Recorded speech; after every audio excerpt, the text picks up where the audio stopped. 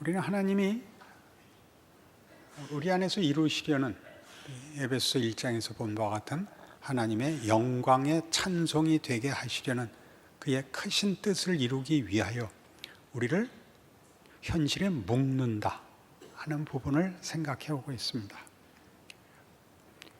교회가 그리스도와 연합한 것 같이 부부를 묶습니다. 그래서 우리 부부할 때 얘기한 바와 같이 혼자 사는 것과 둘이 사는 것은 얘기가 다릅니다. 그렇죠? 혼자면 편하고 둘이면 타협해야 됩니다.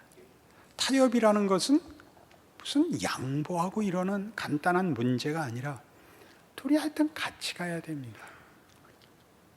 독립된 마음, 자유로운 권리를 가진 두 사람이 함께 타협을 하려면 많은 실력이 쌓여야 됩니다. 마지 못하는 과정도 있을 것이고, 그 다음에 후회하는 과정도 있을 것이고, 마음에 원치 않은 과정도 있을지 몰라도 그것은 하나님의 일하심입니다. 그리고 와보시면 혼자 온 것과 둘이 온 건 다르다 그랬습니다. 뭐가 다르다 그랬죠? 둘이 하는 것은 화음을 내는 것이다 그랬습니다. 듀엣을 하는 것이다 그랬습니다. 그건 혼자서는 도저히 흉내낼 수도 모방할 수도 없는 일입니다. 혼자는 화음을 낼 수가 없습니다. 놀랍지 않습니까? 자식은 책임이라 그랬죠. 자식은 책임입니다. 끝없는 책임. 그것은 기쁨이며, 그래서 우리에게 기꺼이 희생과 헌신을 만들어내며, 우리 같은 이기주의자들이 자식을 위해서만은 모든 것을 희생할 수 있는 경지에 나아가며, 그리고 그렇기 때문에 끝없이 짐이 됩니다. 살아있는 한 짐을 벗을 수 없는 짐이 되죠. 그것은 기쁜 짐입니다. 짐 없이 사는 게 행복하다고요? 그렇지 않습니다. 사랑할 대상이 있다는 것보다 더 큰 기쁨은 없습니다. 고통스러울 뿐이죠. 그게 문제이지 그 기쁨을 다른 것으로는 대신할 수가 없습니다. 여러분이 살아보셔서 아시는 일입니다. 그리고 오늘 상전과 종입니다.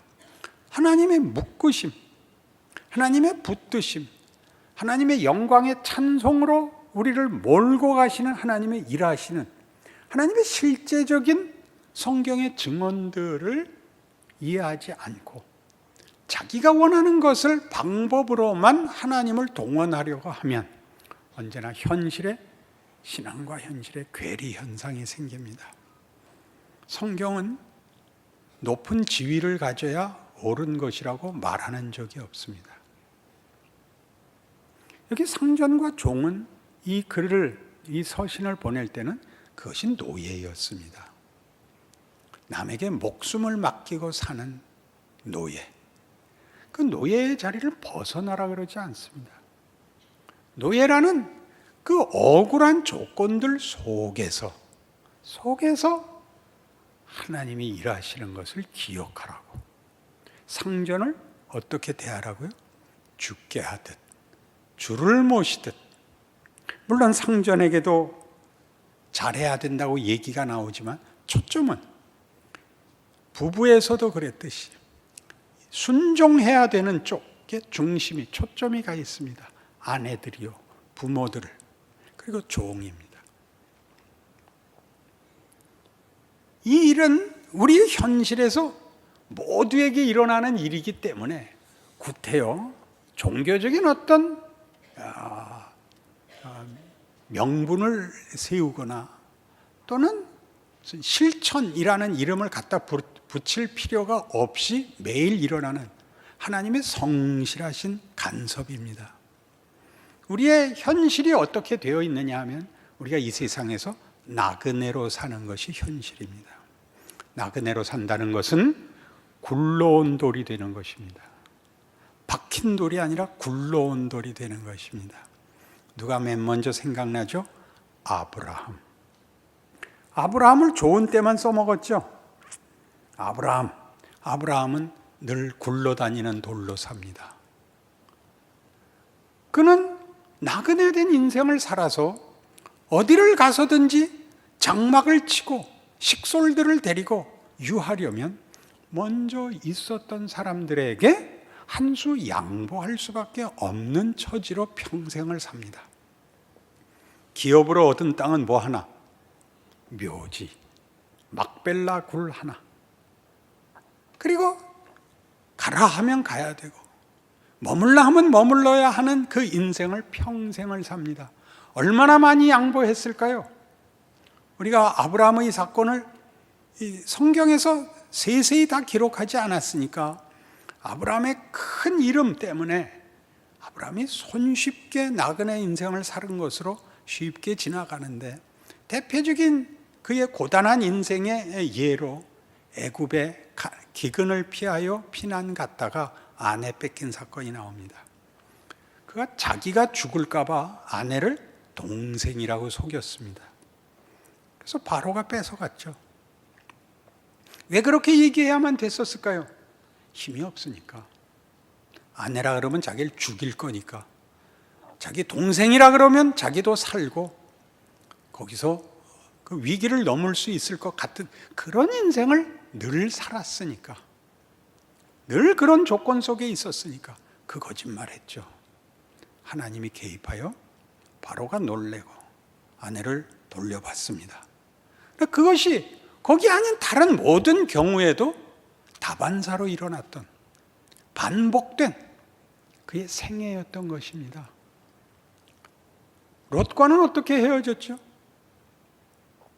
둘이 다 부자가 되는 바람에 헤어졌죠.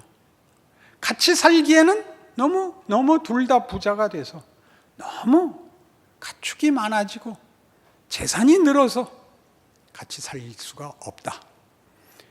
같이 잘 살면 어딘들 어떻겠어요? 그러나 말이 그런 것이지 실제로는 아내 분규가 일어난 것이죠. 가까운 혈육인데도 같이 살 수 없는 경우까지 왔죠. 현실이 그렇지 않습니까? 아브라함이 멋있게 굴었죠. 네가 먼저 택해라. 동쪽으로 갈래? 서쪽으로 갈래? 그래서 롯이 먼저 기름진 땅을 택했죠. 소돔 고모라가 있는 그 기름진 옥토가 있는 쪽으로 선택을 했고, 아브라함은 그 반대로 갔습니다. 멋있게 굴었습니다. 가서 롯도 잘 살고 아브라함도 잘 살았지만 롯은 소돔과 고모라가 멸망할 때 피난 갈 수밖에 없게 되었고, 그 말로는 자랑스럽지 못하게 끝이 나고 말았습니다. 우리의 인생살이가 아브라함과 같다는 것은 우리 다 알고 있지만 그것이 매일 현실 속에서 반복되고 있다고 기억하는 사람은 매우 드뭅니다. 우리가 세상을 살면 지위가 높거나 권력을 갖고 있으면 편한 것이 아닙니다. 지위를 권력으로 이해하는 사람은 못난 사람입니다. 지위는 책임으로 이해해야 됩니다. 어떤 명예가 생기고 어떤 지위가 높아지면 책임이 커진다는 걸 알아야 됩니다. 지위는 책임을 지키라고 권력을 주는 것입니다. 그 권력으로 책임을 지키지 않고 그 권력으로 할 수 있는 나머지 일들을 생각하는 자들은 인생에서 이런 지위 쟁탈 이외에 다른 생각을 할 틈이 없습니다.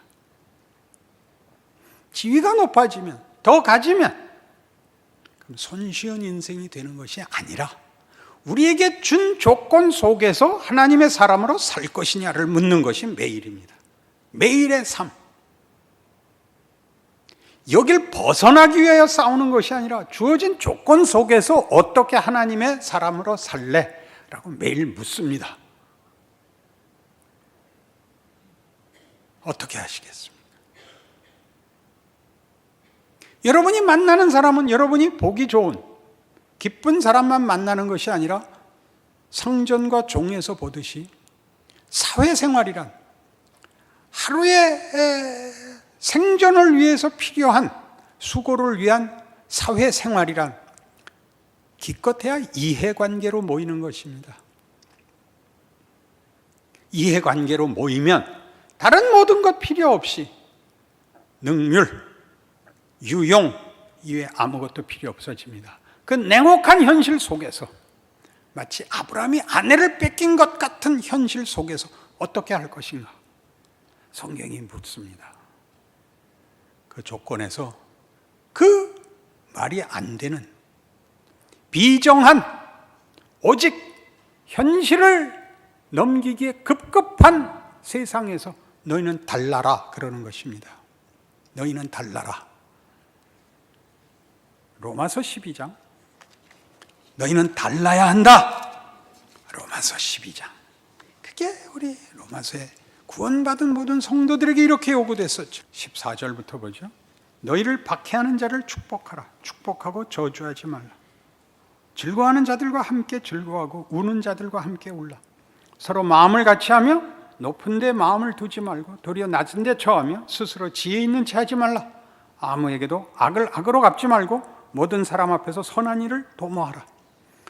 여러분은 아브라함입니다. 아브라함의 생애에 가장 중요한 역할이 무엇이었느냐?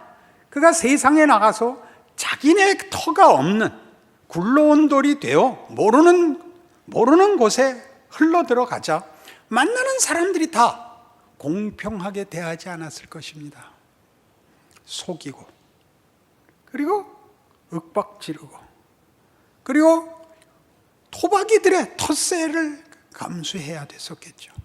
선택의 여지가 없었을 것입니다.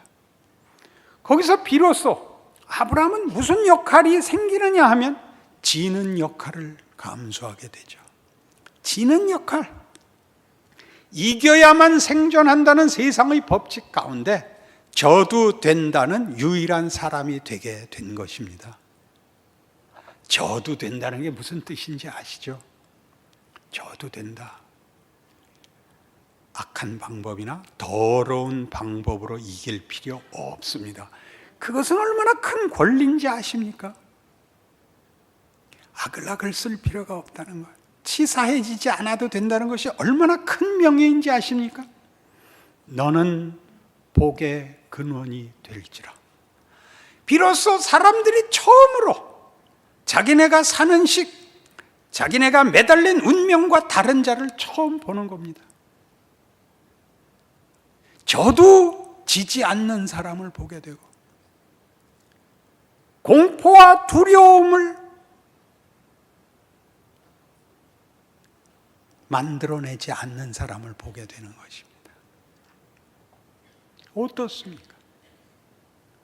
여러분이 만나는 오직 이해관계 때문에 만난 사람들 앞에서 공갈과 기만과 더러움과 분노와 악함 외에 아무것도 만들지 못하는 사람들 속에 여러분은 마치 샘물같이 선과 의와 겸손과 온유와 양보와 용서를 만들어내는 사람으로 서 있습니다.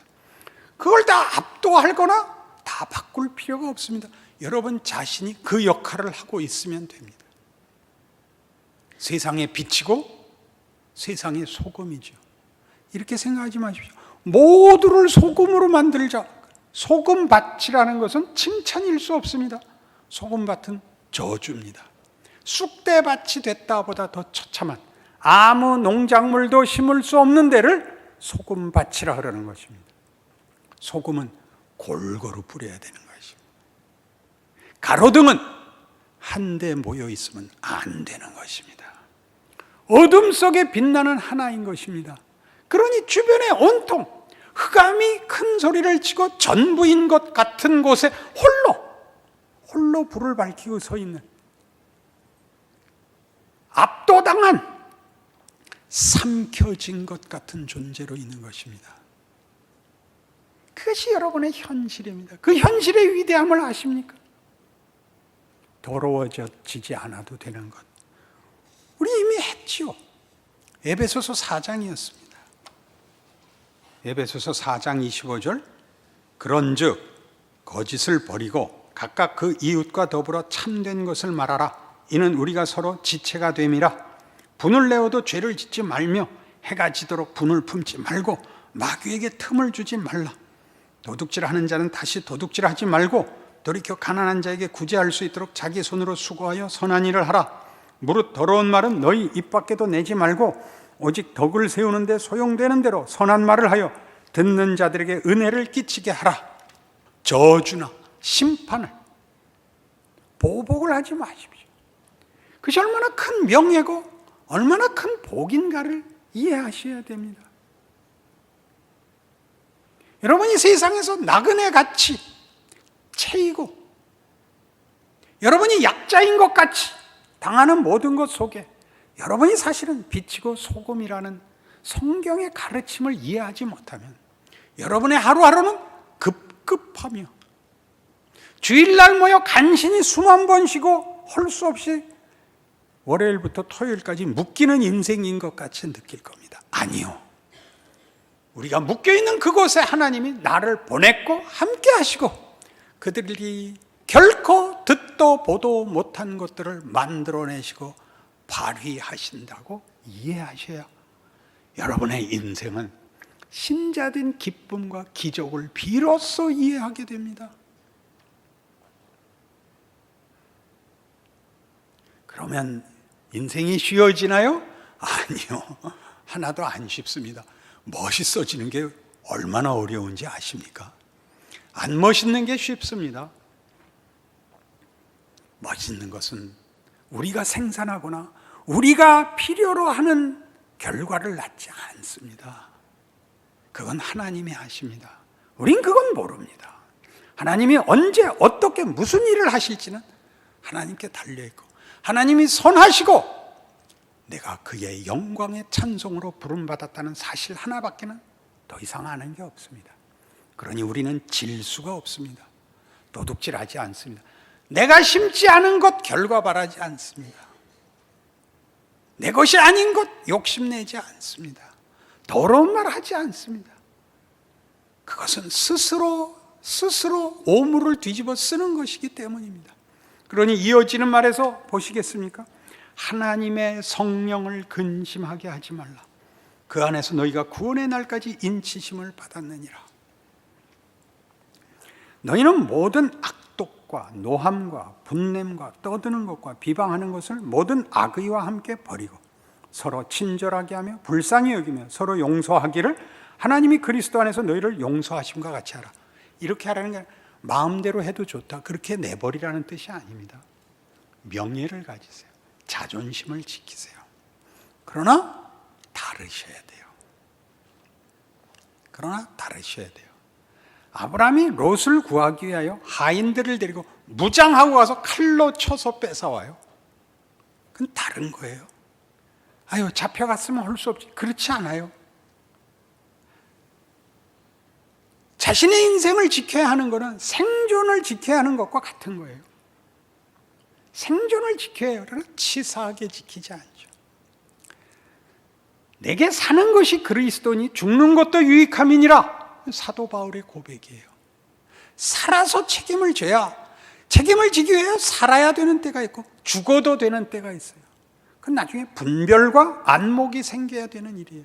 그러나 기본으로 우리는 다른 족속, 다른 정체성, 다른 사명을 갖고 있다는 것을 알지 못하면 우리는 기본적으로 세상 앞에서 쩔쩔매죠. 세상 앞에서 쩔쩔맨다고요. 왜? 못 올 때 온 줄로 생각하니까. 못 올 때 온 줄로 생각해서 크게 은혜 받고 회개하면 신학을 하겠다 그래요. 신학교에 오면 아무 걱정 안 해도 되는 줄 알아요. 신학교에 와보세요. 정신 나간 사람들로 꽉 차 있어요. 왜 정신이 나갔느냐? 오해하지 않으셔야 돼요. 신학교에 오면 그 다음은 하나님이 책임져 줄 줄 알았는데 신학교에 와도 답이 안 나와요. 거기서도 고민해야 돼요. 거기서도 평생을, 자기 인생을 긴장 속에서 살아야 한다는 것을 거듭 확인시키시지 해결이 되어 이제 더 이상 땅 밟지 않고 살아도 되는 천사로 만들어 주시지 않아요. 그거는 증거가 되지 않아요. 증인으로서의 자격이 없어지는 거예요. 그러니 여러분이 힘들게 생각하고 억울한 조건으로 생각하는 현실들, 반복되는 현실이 가지는 힘을 아셔야 돼요. 그 힘을 기대하시고 내일을 맞으셔야 돼요. 아까 했던 로마서 12장으로 돌아가시면, 그래서 이 가장 중요한 이 가르침이 뭐예요? 아무에게도 악을 악으로 갚지 말고 모든 사람 앞에서 선한 일을 도모하라. 할 수 있거든 너희로서는 모든 사람과 더불어 화목하라. 왜? 더 많은 사람에게 너희는 증인이어야 한다. 아무에게나 다 속내줘라, 그런 얘기가 아니라 너희는 더 많은 사람에게 증인이 되어야 한다. 그러니 다른 일로 싸움을 벌임으로써 정작 네가 맡은 일을 못하게 되는 일일랑 하지 마라, 그런 얘기입니다. 내 사랑하는 자들아, 너희가 친히 원수를 갚지 말고 여기에 붙잡히지 마세요. 원수 갚는 일에 붙잡히지 마세요. 하나님의 진노하심에 맡기라. 기록되었을 때 원수 갚는 것이 내게 있으니 내가 갚으리라고 주께서 말씀하시니라. 네 원수가 줄이거든 먹이고 목마르거든 마시게 하라. 그리함으로 네가 숯불을 그 머리에 쌓아 놓으리라. 악에게 지지 말고 선으로 악을 이기라. 선으로 악을 이기라. 로마서 할 때도 했던 내용이죠. 악에게 시험받아 악을 꺾는 자리로 가지 말고 선을 맡은 자신의 신분과 지위와 역할을 지키라. 기억하시죠? 드라마를 찍는데 악한 자가 자기 대사하는 거, 악한 자의 대사를 주인공이 듣지 못하고 쳐 죽이면 드라마는 끝나는 거예요. 방영도 안 되고, 물론 암흑의 연예인이 드라마를 찍다가 상대 역을 죽여버렸다, 신문에 나죠. 안 그래요? 그 드라마를 계속하세요. 여러분의 대사가 나와요. 그리고 배너에서 봤듯이, 배너에서는 주인공의 대사가 드물어요. 주인공은 밤낮 땀만 흘리고 인상만 쓰고 있고 다른 사람들이 다 하죠. 그러나 배너가 주인공이에요. 잊지 마세요. 그에게 모든 본문이 담겨요. 잊지 마세요. 그 길을 걸으세요. 그래서 13장에 가면 8절, 피차 사랑의 빚 외에는 아무에게든지 아무 빚도 지지 말라. 남을 사랑하는 자는 율법을 다 이루었음이니라. 간음하지 말라, 살인하지 말라, 도둑질하지 말라, 탐내지 말라 한 것과 그 외에 다른 계명이 있을지라도 네 이웃을 네 자신과 같이 사랑하라 하신 말씀 가운데 다 들었느니라. 사랑은 이웃에게 악을 행하지 아니하나니 그러므로 사랑은 율법의 완성이니라. 이게 무슨 얘기일까요? 자기 증명에 급급하지 마라. 나는 잘못하지 않아서, 이게 다가 아니다. 너희는 적극적인 사명을 갖고 있는데 네가 시험받기 꼭 좋은, 너를 강압하는 그 상대방을 위하여 네가 보냄을 받았다는 것을 꿈에도 잊지 말아라. 너는 복의 근원이다. 모든 족속이 너를 인하여 복을 받게 하려고 내가 너를 불렀고 너를 복주기로 약속했고 너를 보낸다. 잊지 마라. 너 자신의 안위에 대해서 걱정하지 말고 네가 만나는 사람들을 보복하려고 들지 말고 너 숨지 마라. 그러니 여러분의 현실 생활 속에 여러분이 붙잡혀 있는 자리를 보세요. 마음에 드는 사람이 어디 있겠어요? 그리고 충분한 조건이 어디 있어요? 종노릇하는데 거기서 하나님이 여러분을 빛과 소금으로 보내셨다는 거예요. 아브라함의 대를 잇는 하나님의 복의 근원으로 보내셨다는 것을 놓치면 원망과 자폭 외에 뭐가 남겠습니까? 늘 억울하죠. 여러분, 예수를 믿는 사람에게 원망은 없습니다. 힘은 들지라도. 제 얼굴 속에 그 둘이 묘한 화음을 이루는 것이 광채로 느껴지십니까? 아멘이올시다. 왜 한 사람밖에 없을까? 이번 여름 수련회에서 누가 손들고 물어봤는데 목사님은 아멘을 원하세요? 안 하는 걸 원하세요? 내 답이 뭐였겠어요? 난 하는 걸 원합니다. 말에 그치지 않고 그 자리에 따라 들어오기를 간절히 소원합니다.